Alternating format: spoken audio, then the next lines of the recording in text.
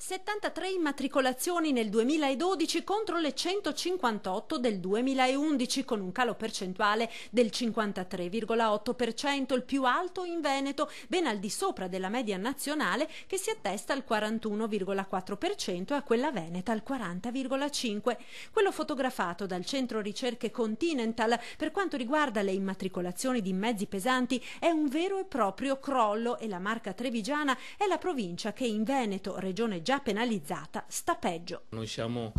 la prima porta del nord-est per il cabotaggio, quindi gli stranieri arrivano prima qui da noi che in tutto il resto d'Italia, quindi tutto quello che noi facevamo oggi lo fanno in parte, molto spesso abusivamente, anche i vettori stranieri. La concorrenza dei camionisti dell'Est, che hanno spese assai inferiori, dalle assicurazioni al costo del personale, la crisi economica e i rincari del prezzo di gasolio sono all'origine del notevole calo di immatricolazioni in tutto il Veneto, ma in provincia di Treviso c'è anche un motivo in più. Noi a Treviso abbiamo una delle IPT imposta, quella provinciale, superiori alle altre province. Succede che chi compra un camion in leasing, magari il leasing non lo immatricola in prima battuta a Treviso, ma lo immatricola magari a Trento o magari a Bolzano, dove costa un po' meno. E così è inevitabile che, a maggior ragione di questi tempi, l'investimento come l'acquisto di un rimorchio venga rinviato o effettuato altrove. Avere un paio di rimorchi in più costa abbastanza poco,